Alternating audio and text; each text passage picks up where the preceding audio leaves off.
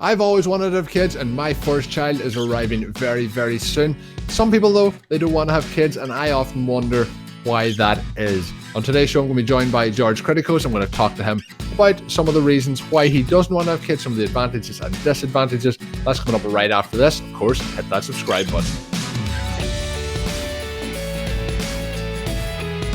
Welcome back to another edition of Learning to Dad. On today's show, it's going to be a little bit different. I mentioned in the intro, some people don't always want to have kids. Of course, it's too late for me to make that decision, just a couple of weeks away from baby number one landing on my lap. So it's going to be an interesting show today. I'm joined by George Kritikos. I mentioned in the intro, some people don't want to have kids for one reason or another. Go into that traditional family unit, I guess we'll call it for this one. There's a lot of differences, positives, negatives, different aspects, and we're going to get through all those on today's show as to why some people don't want to go down the parenting route and look into it from a different angle. I always like to broaden my horizons, get different opinions, try and see from the other side's perspective. So I've always wanted to have kids, as I mentioned, but I know George hasn't been in that category, and we're going to talk through a couple of different angles on today's show. But first up, George, how you doing today, my man? It's going great, man. Things are awesome. No kids crying right now, so I can record in a very peaceful and quiet atmosphere, which you're not going to have for much longer. First off, congratulations.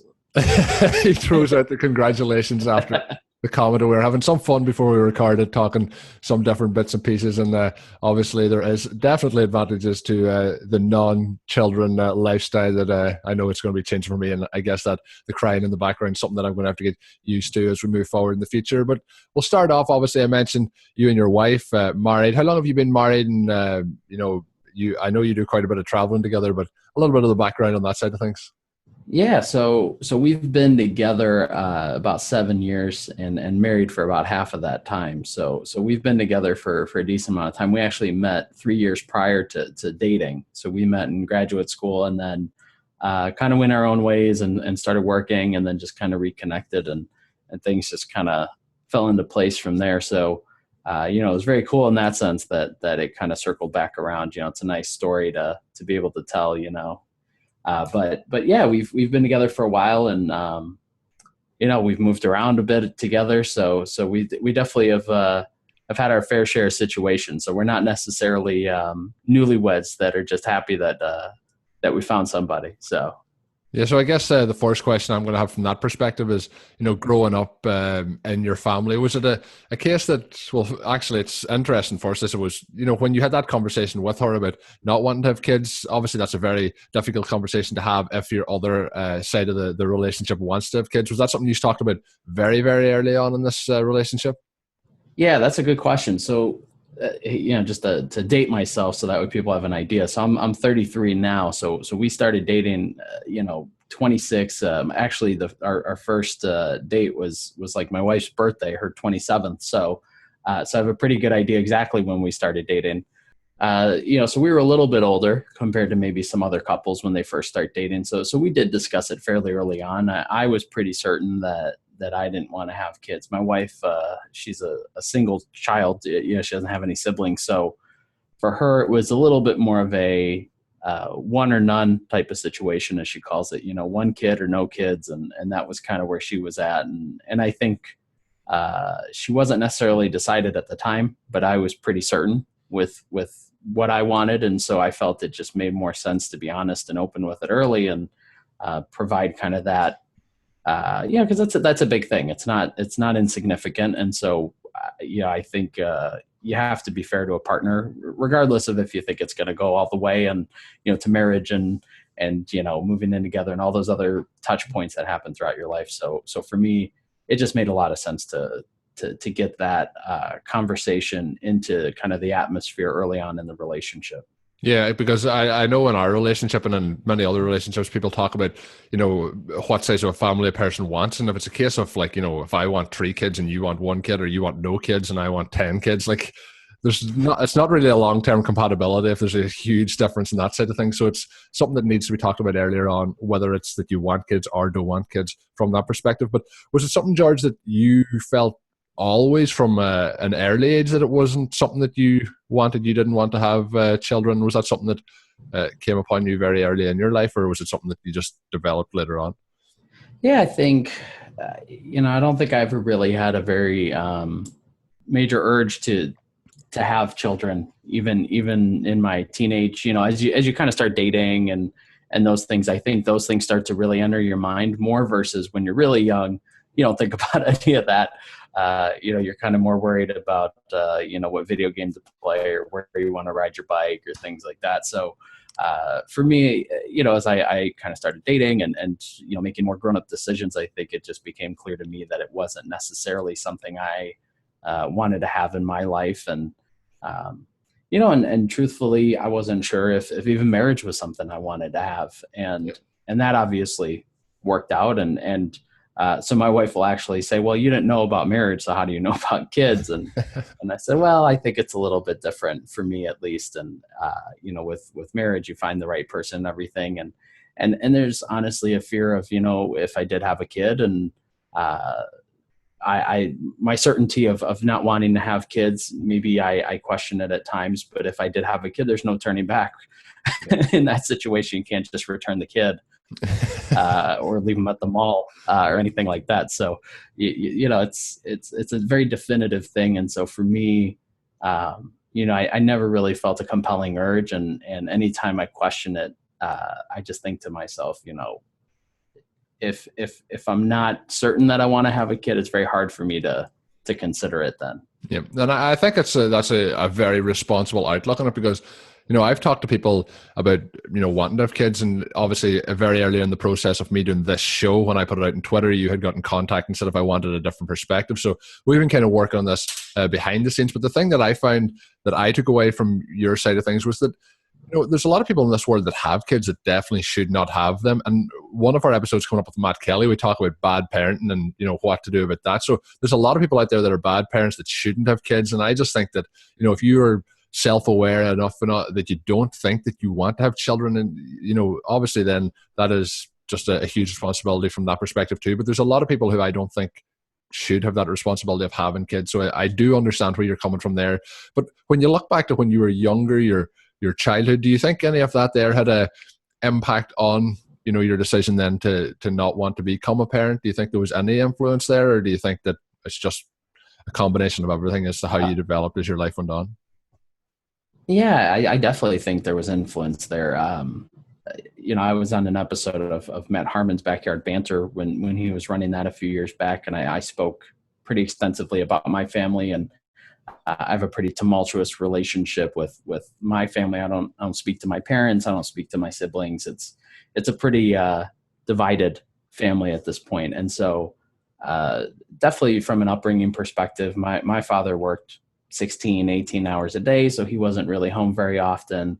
My mother would work. They owned a restaurant for a number of years. So she would work during the day when we were in school and to get back until maybe 6 or 7 at night. And so we really didn't have a lot of parenting in our household. And so I'm sure that had, whether it's consciously or subconsciously, impacts on me. Yep. And I come from a very big family. My wife comes from a really small family. So obviously we have differences just in terms of what comprises a family and what are traditions around the holidays and all those different things. So yeah, there's definitely going to be an impact there. And I think, my parents were very adamant on certain things in my life, including having kids and being married in a Greek church, which I did not do, and marrying a Greek woman, which I also did not do. So clearly I'm defying everything here. But, one of the things they wanted was for me to have kids, and not just one kid, but 2 or 3 or 4 kids. And it's just, again, it wasn't something I necessarily was compelled to do. And I think I'm sure there's a component of that played into my disinterest in having kids.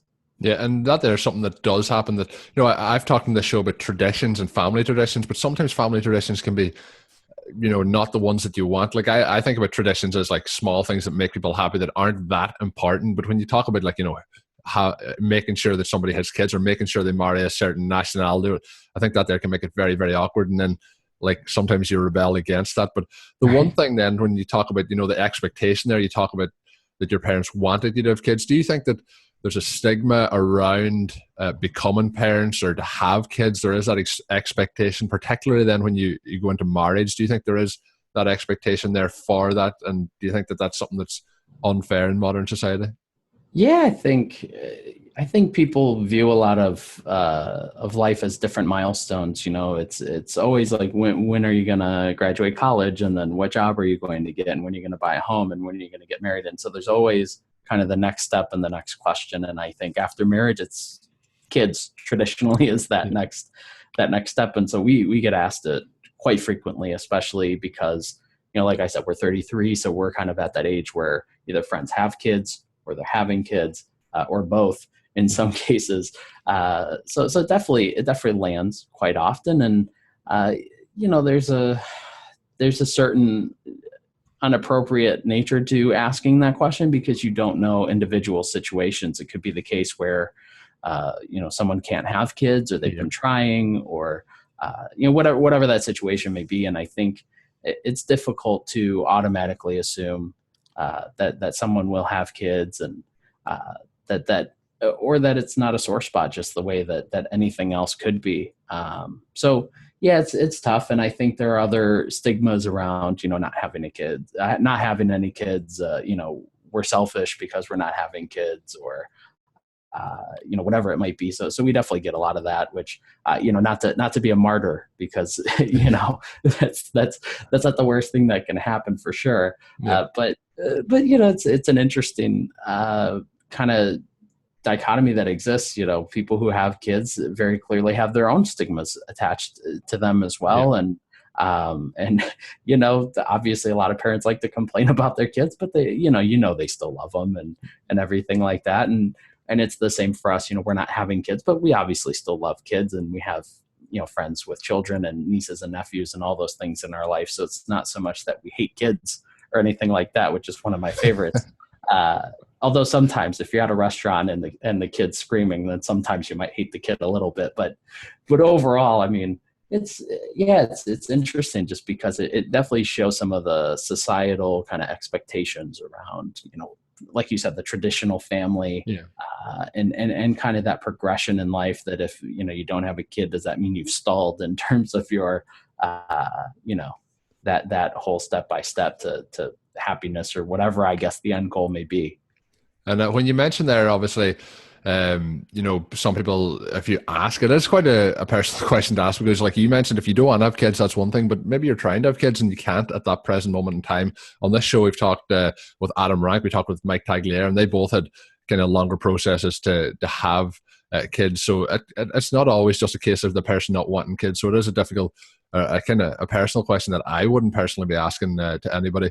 But when you mentioned then, obviously you said you don't hate kids, so that is a positive. But when you mentioned being around other people's kids, whether it's, nieces, nephews, relations, or cousins, whatever it tend to be, or even in restaurants or in shops, it can be a difficult situation. But when they're kids that you're spending time around, does that ever make you think maybe it'd be nice to have a kid, or do you think that it's just better to leave as is? How do you feel when you're around other people's children? Sure. I mean, I can say my wife definitely gets the itch when she's around, the kids and everything like that. And I probably don't have that quite as much. There's times where, you kind of are left wondering, what if, and all those things, just like I'm sure people have that for when they have kids, they're probably thinking, what if I didn't have them? Right. Well, there's that too, right? When they hear that I get a full night's sleep and they're up at 2 a.m. with their newborn. But I mean, it's sure, of course. I think everybody has the doubts, and I think that's part of being human, is not being certain about anything. And so, definitely at times, and obviously when you have the relationship with a kid, be it a niece or nephew, or a younger cousin, or even just a friend's kid, I mean, naturally you create a bond with them. And so therefore, I'm sure you translated that over to the bond that you'd want to have with your kid, or whatever it may be. But, like I said, we're 33, but we're not that old. I mean, to make things a little more graphic, I mean, I had a vasectomy a couple of years ago. So I made it quite certain. It's quite permanent. Yeah, right, in that regard. But, there's always other avenues, adoption and fostering children and everything else. And, fortunately, we have the means where if that was something we wanted to pursue, we definitely could still do that. So I can't say the door is shut completely, although the door right behind me is shut completely. But I think in general, for me, it's yeah, definitely once in a while, it kind of bubbles up a little bit. It makes me wonder. I think as well, a case of, when you mentioned about other people probably thinking, oh, it'd be nice not to have kids now when you're not getting as much sleep. The grass is always greener on the other side. You always want to have what you don't have. And that's probably part of that as well. So, but it's interesting as well. Like, I'm at the stage now where it's very, very close to this kid arriving. And I've always been on the side where I'm the non-parent and I'm looking at it. Like, I work in retail. You see people coming in, their kids are a nightmare. They're pulling stuff off the shelves. They're just making a mess everywhere. And you're thinking, like, and the one thing that really does irritate me is when the parent says, don't do that, that man over there is going to give out to you. And I'm thinking, like, you should have more control over your kids than that. But I'm definitely going to be on the other side now, where maybe in a couple of years' time I'm the one doing that. But when you look at other people and their parenting and other people's parenting, is there anything that you pick up on that you think that's a very negative way to what people's parenting skills are in the world today? Yeah, I mean, obviously I'm the outsider, and I'm sure parents will get upset with me with anything that I say that they're doing wrong.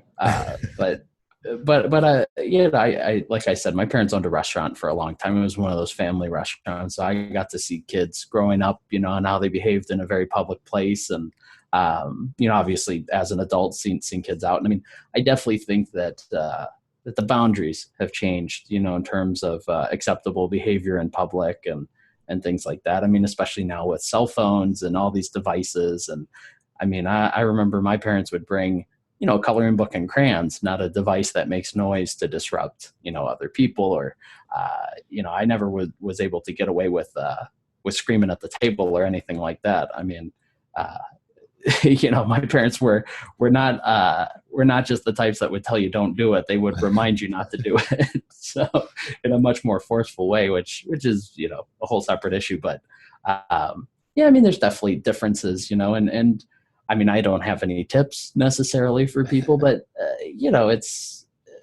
I think maybe parents get used to the chaos and the noise and everything associated with having kids. And I think as things become more public with social media and everything else, I almost feel like people's boundaries with what they want to let you into their lives with has also become more public. And no offense, but I don't really want to hear your kids screaming and doing that. So there's always some of that. But I mean, it's tough, right? It's tough for parents to deal with all that. And I think, now with, a lot of two-parent households that both work, that's difficult too. I mean, not that hasn't happened before, but I feel like it's become more common as well. And I'm sure that creates its own challenges as well. But yeah, it's a scary thing, man. And I only get to interact with it in public outside of the friends that I have with kids. And it definitely feels different than when I was younger, but maybe it's because I'm an adult now. And so therefore my threshold for it has changed with it. And I definitely think when you mentioned that, a lot of households now where both parents are working, the child is at daycare, the child's somewhere else. I think there's a lot of things that just can put a strain on whether it's the child's behavior, whether it's the parents. I think sometimes now with the parents working all the time, the parents can become a little bit lazier, and it's easier to put the child sitting in front of the TV. Something that I've taken from this series is a couple of guests have said that, their children, like, they're all the way up to the age of 2 and they have barely ever watch the television. And I think that there might be something that's quite good for their attention and development and things like that. So I think there's a lot of things like that where kids don't get as much attention from the actual individual themselves, the parent. But again, I'm about to go into that, look back on this channel in a year or two and see what I'm saying then. Maybe my views are going to be all different. But I'm going to give you a chance now to really kind of rub it in my face the last couple of days of what's going to be, no kids in my life. What are the advantages of not having kids? Because I know that you get to do a lot of traveling, and I've done a lot of traveling, but I think that's going to really slow down. What are some of the advantages that you get to gain on a daily, weekly, and yearly basis? Yeah, I mean, I don't want to rub it in too much. I mean, I enjoy having the freedom to not just travel, but to go, to dinner or wherever I want, because I mean, obviously there are certain places that are more kid appropriate and less kid appropriate. Chuck E. Cheese isn't in my future necessarily, or any of those type of places. But yeah, I mean, that stuff is nice. I mean, I feel like our house is probably a little cleaner and less cluttered. I get to use the spare bedrooms as offices rather than playrooms and things like that. There aren't 20 gates around my house trying to keep kids from falling downstairs, which would just mean I would fall down the gate.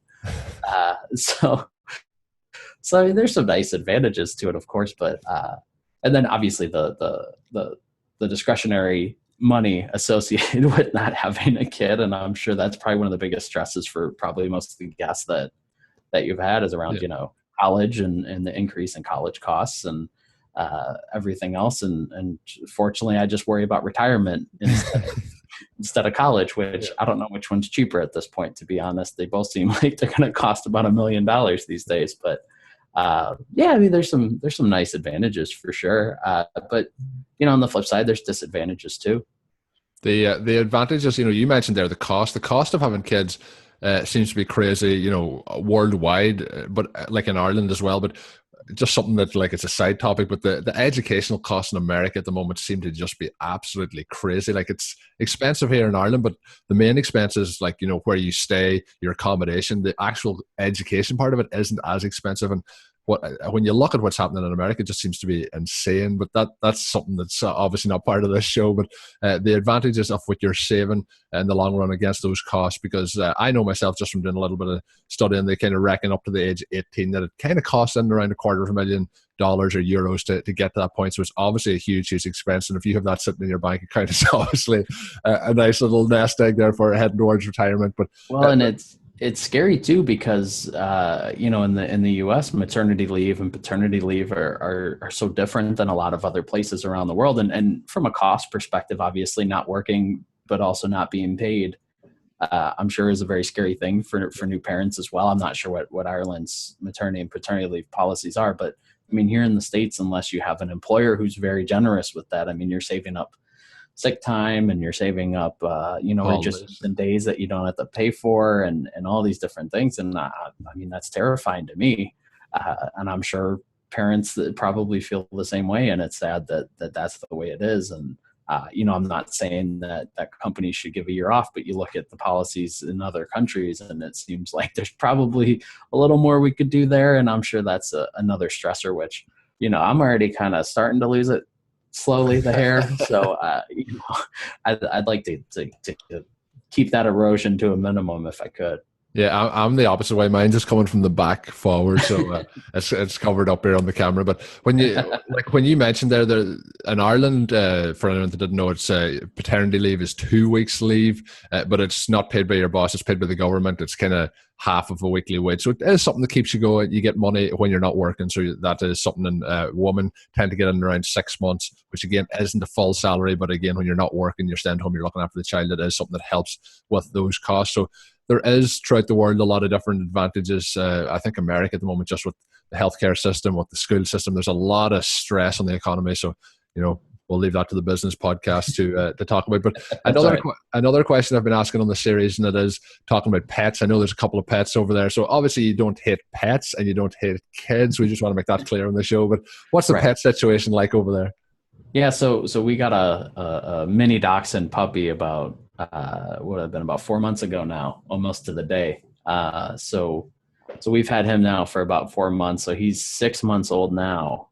So we got him really young. So that's the closest I'm ever going to get to a baby, which I think he was up in the night for the first 2 or 3 weeks. And then after that, he sleeps through the night. I think we kind of figured out the formula, which is not liquor, by the way, but we figured out a formula to keep him asleep all night. But yeah, we have one little dog, and I mean, he's great, obviously, but then, he's tiny. Mini dachshunds are only about 10 pounds and they have those little tiny legs. So, it's kind of the gates and some of that do start to appear, and we had to buy the little stairs so he can get up on the couch and all that fun stuff. So yeah, that's the closest that we're going to get. And fortunately, he can't mouth back the same way that a kid can. So that's kind of nice too. And maybe your wife is just trying to soften you up. Eventually, she's going to get her way. But when we look then, I guess I'll have to ask you, what's the name of the dog? For the people following my show who people listen to the podcast, they'll probably know that my dog is called Packer after the Green Bay Packers. For those who don't know, George is not a Green Bay Packers fan. So, George, what is your dog's name? So my dog's full name is Charlie Brown. because my wife is a big Snoopy and Peanuts fan. Nice. So I like to think that, you know, the brown part has to do with the Bears, you know, the blue and brown of the Bears. But I thought you were going to say the Cleveland Browns. No, definitely not. My dog's not a loser. Yeah. But yeah, Charlie Brown is his name. I let her name him, and that was the right move, I think. Pretty cool name. And when we're looking then, I've been asking on the series, you know, if you could ask your dog one question in perfect English, and obviously your dog's very young, so the English might be a little bit broken up, but let's say it does perfect English, and we get to see what George's dog, he needs one question to find out something to help it. Obviously, there's only 4 months there to know that question. I have my dog 4 years, and there's a lot of questions that I want to get to ask him that I'm still trying to figure out. But what's the story, George? What would be the one question you could ask if you could get that answer in perfect English? Man. Yeah, I don't know. I think if it was just a question that I had to ask this morning, it was, why did you poop all over the carpet? But I can't ask that question and expect anything more than, you know, I just had to go. Yeah. You know, you know, it's the old phrase, you know, a dog and his bone, you know, and they kind of lock in. And so anytime he does that, I always want to ask, like, what are you fixated on? Like, why are you fixated on this thing right now? And that'd be the question I'd want to ask, but I wouldn't want to ask it one time. I'd want to be able to ask that one question a bunch of times. Multiple times. So that way I can figure out why he's doing what he's doing. So I'm cheating a little bit. It's always hard to figure the dogs out. It's like a genie in a lamp. You need those 3 questions other than one question. Dogs and animals in general are just so hard to figure out. But again, like kids, I think that's what makes them so fun. They both have their challenges. So it's been a lot of fun having you on, George, and getting that different perspective. I've had a few different areas that we've branched into on the series, and hopefully we've been able to entertain the viewers as we've seen it. It's been cool to find out the different reasons behind it and to come away. I'm always trying to broaden my perspectives and my views, and I definitely think that you've answered a lot of good questions on this one. For the listeners who aren't following George on Twitter, you can do it at RotoHack. Does a lot of good fantasy football writing, does work as well with Pro Football Focus. So be sure, give him a follow on Twitter, and you can follow me on Twitter at Overtime Ireland. Obviously, I want you to hit that subscribe button. I want you to watch the other videos, and of course, leave us a comment in the comment section below of what you thought of today's episode. Keep spreading the word of the show. It's been a lot of fun to do. The baby is almost here, and I appreciate all the emotional support on Twitter through the last couple of weeks. So until I'm back with another show, have a good one.